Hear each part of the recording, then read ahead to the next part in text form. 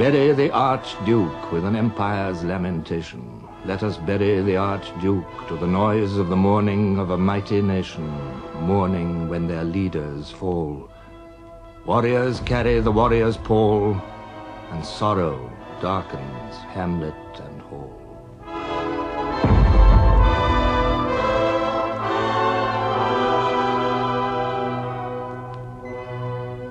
The assassin's work was done. The mortal remains of the Archduke Franz Ferdinand were returning home for burial.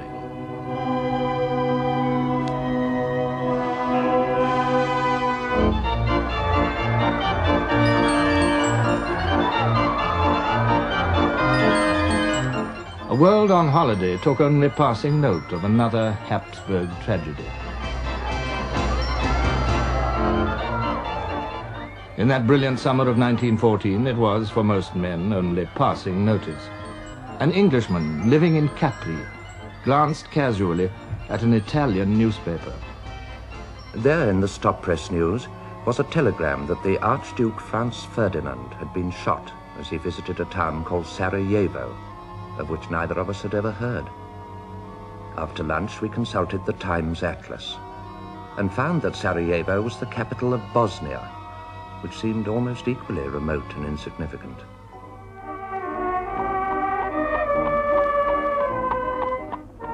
A few days later, the same man, traveling through Paris back to England, bought a French paper at the Gare du Nord.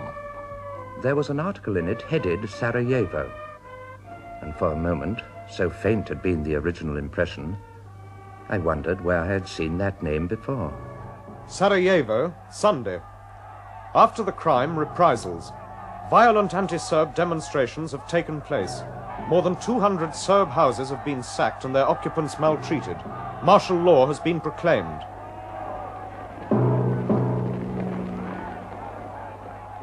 Even in the countries most affected, Austria-Hungary and neighboring Serbia, it would require a little time to understand what Sarajevo might come to mean.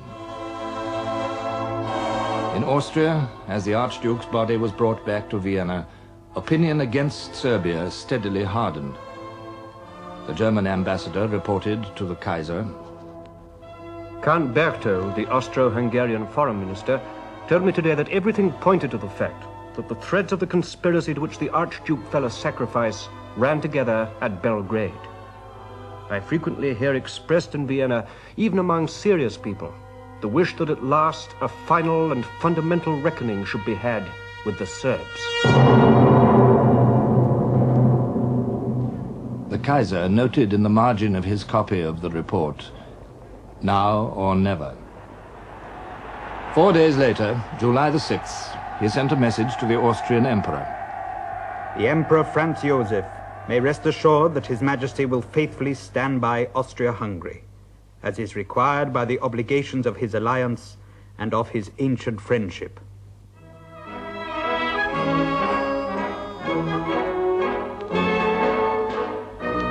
And with that, on that same day, the Kaiser set off in the imperial yacht for a summer cruise in Scandinavian waters.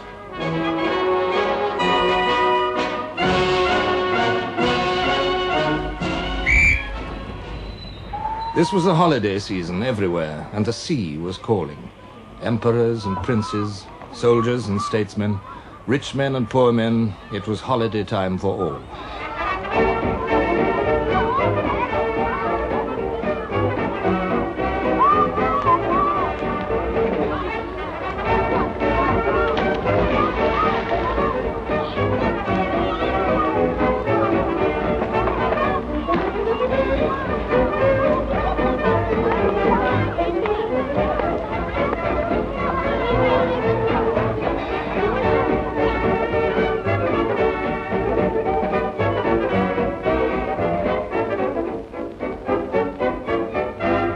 But while they relaxed with summer pastimes, the logic of power was moving towards terrible conclusions. The German ambassador was conveying to Berlin a message from the Austrian emperor and his foreign minister. Count Berchtold requested me to express to His Majesty their most sincere gratitude for the position which he has assumed, so clearly in accord with the compact of alliance and the dictates of friendship. The compact of alliance and the dictates of friendship. These were the fatal words. These were the concepts which would bring Europe's long holiday of peace to a sudden end.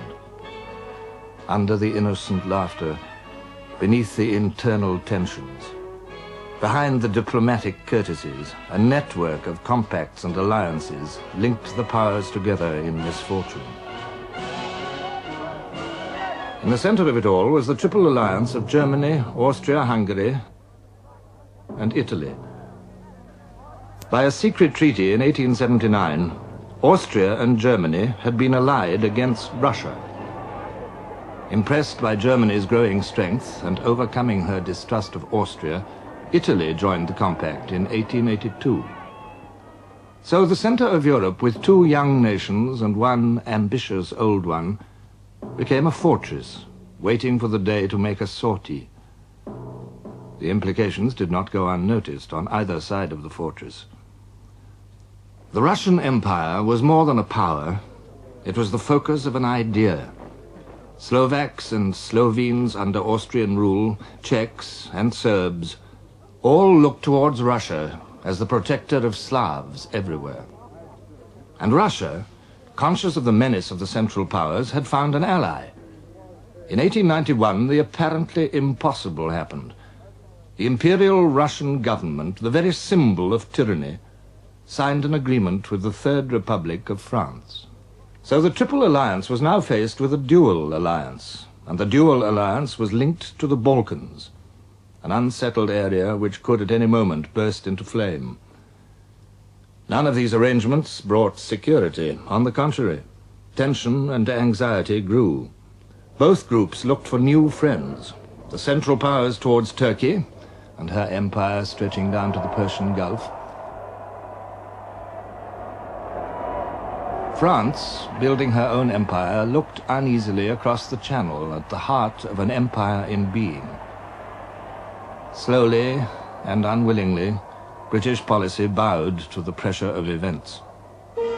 As the Imperial German Navy, based on its North Sea harbors, grew year by year, Britain's sense of safety diminished.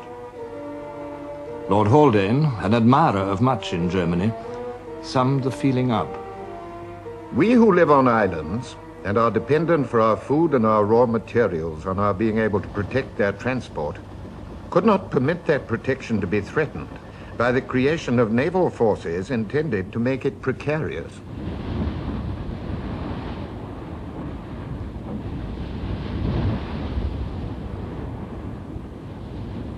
Colonial disputes with France became unimportant. The Entente Cordiale was forged.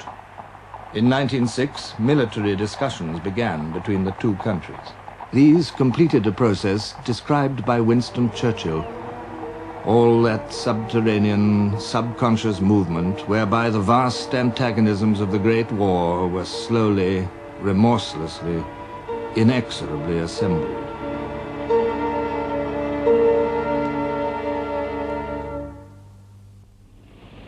Behind the summer pleasure, as an American writer says, the nations of Europe were like a file of marching prisoners chained together by their ankles, prisoners of national pride and shackled together by treaty obligations.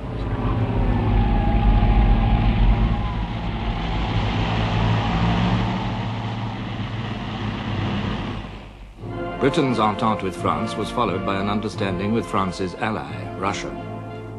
And on July the 20th, 1914, the French president, Monsieur Poincaré, arrived on a state visit to Russia, designed to strengthen that alliance. The particular purpose of this visit was to emphasize the military ties between Russia and France, which were quite precise. In 1912, the Russian General Staff had agreed that the Russians would march on the 15th day of mobilization. That was merely their advance guard, precursor of the millions who might follow. The Russian steamroller. 36 divisions of cavalry, 114 divisions of infantry, over 2.5 million men, with limitless reserves behind them. If they could be armed, if they could be equipped, if they could even be mobilized.